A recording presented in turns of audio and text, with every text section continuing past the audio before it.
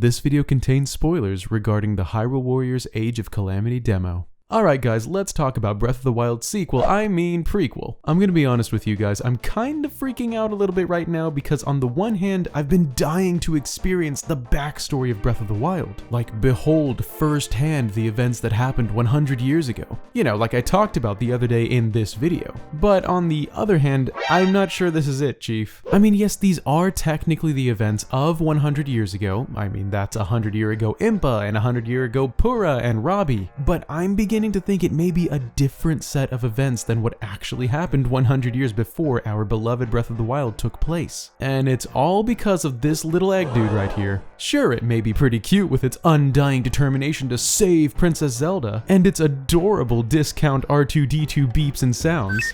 But don't let that distract you from the fact that this little gizmo has the pretty wicked awesome ability to jump through the fabric of time itself. And that is what I and many others have a problem with, the time jumping part. And while yes, the Zelda universe is no stranger to time travel, and that may just be the understatement of the year, the fact that it's happening here specifically may just break the entire game's impact to the story of Breath of the Wild. And if you combine the time jumping gimmick with some other events we witness in the demo, well, it may also be creating a new Great Calamity. But I'm getting ahead of myself. Let's back up and break down all of these potential issues with the story of Age of Calamity so far.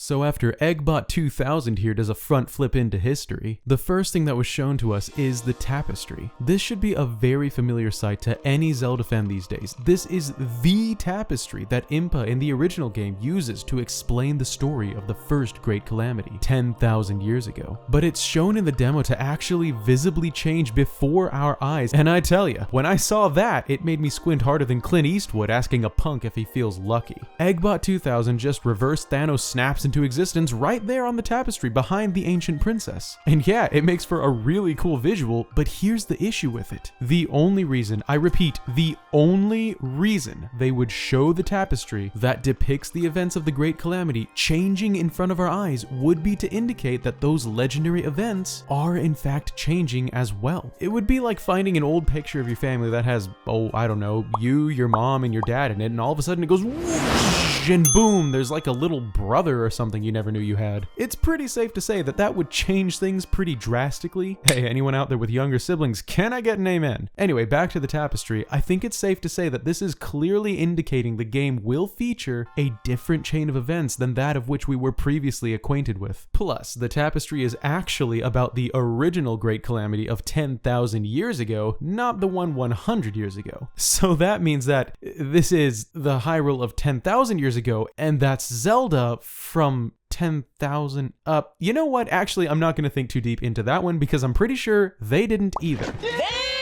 Aonuma stated that he wanted a game about the events of 100 years ago, so we're just gonna go with that until proven otherwise. The second big issue with Age of Calamity's story happens in the first level. And for those who didn't play the demo, allow me to summarize briefly what happens in it. The game opens up to the King of Hyrule giving his soldiers a pep talk about the giant hordes of enemies currently heading their way, and how they need to, you know, kill them all for Hyrule. Once the king delivers his final statement, the soldiers raise their swords in allegiance, and it's then revealed that one soldier in particular has eyes that are just too pretty and blue to be a regular dude. Because it's Link! I know, you didn't see that one coming. Anyway, the game seamlessly allows you to take control of Link in a pretty smooth and impressive way, and before you know it, off you go. You're slicing through a few bokoblins here and a couple moblins there, but eventually you run over beside one of the walls of Hyrule Castle Town and come across a very unfamiliar, familiar character, Impa. You find her running away from bokoblins for some reason, which is strange because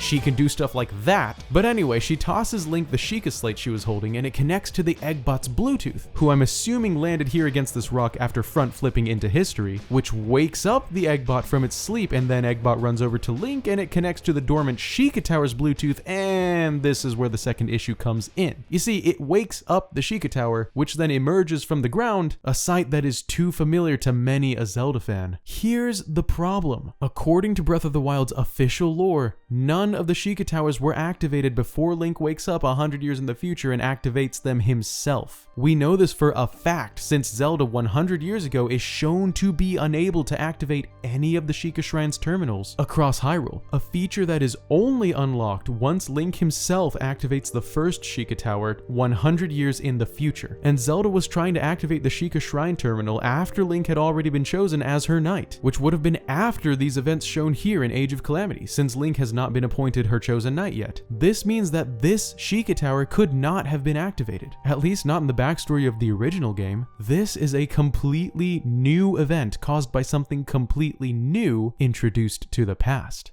The next potential issue with Age of Calamity's story is actually something I called out before the demo was even announced, and that is the appearance of Master Koga. I go into this in much more detail in this video here, which is linked in the description, but to briefly summarize, I believe this may be the same Master Koga from our current timeline of Breath of the Wild, who somehow also traveled back in time. And since we've now been shown that there are at least 2 Eggbots with the powers of time travel, one on the Sheikah's side and the other potentially on the Yiga's side, Master Koga being sent back in time also seems pretty plausible. But this would be, again, a new element introduced to the past that was not a part of the original game's past. Finally, I believe Robbie deciphering Eggbot's images of the Great Calamity to come and then showing them to Zelda directly is also another huge potential issue, since Zelda now sees exactly what's gonna happen, and through her newfound determination and knowledge of the future may lead her to do things differently this time around. As far as I can tell, these are the only issues with Age of Calamity so far, but what this all implies is actually pretty huge, because this game could still be canon, you see, but in a way that makes it non-canon. I know that sounded confusing, but hear me out. If the events of Breath of the Wild happen as we know they do, and on the night of the Calamity when everyone dies, Zelda's power awakens the Eggbot. That could have definitely happened 100 years ago, since nobody was around in Zelda's room in the castle to see Eggbot front flip into history. There's no way to disprove its existence from the initial game, since it would have been in Zelda's room boxed up the whole time while she struggled to find her inner peace. And once it does enter the past and the events of Age of Calamity begin to unfold, who's to say that isn't canon either? But here's the dealio, and the point of this entire video. With all of the new additions and alterations to past events that we know happened differently the first time, this could mean that the Great Calamity will have a different outcome. This could be a new Great Calamity, one that we actually win, which would mean that the original Breath of the Wild doesn't take place. But it also doesn't matter, since this is technically a new timeline, which is why I said a little bit ago that Age of Calamity could be canon in a non-canon way. And that is my idea on how Age of Calamity could introduce us to a new Great Calamity with results that we've never seen before. And it really is all because of this little time-hopping Eggbot that is destined to cause debates up until the game's release later this month. But what do you think? Is this really a new Great Calamity, or are these actually the same events that happened 100 years ago and everything is still canon? Or something else? Really, let me know whatever ideas you may have in a comment below. Speculations are getting pretty wild these days. Also, huge thanks for watching this video. If you enjoyed it, please consider dropping a like so YouTube can spread the love around and build the hype. And if you are a fellow human being with a love for these games, please consider subscribing to help grow the channel. Humongous thanks as always to my supporters, of which I have 2 new faces to introduce. Say hello to Twilight Wolfo and Test Type, who have both joined the ranks of my elite right here on YouTube. If you're interested in helping me put food on the table and you're in a position to comfortably do so, please check out that join button located below or the links in the description to find out how. Also down there are links to my social media pages, so come follow me on Twitter. That's all I've got for this one, folks. So as always, I hope you have a great rest of your day. And hey,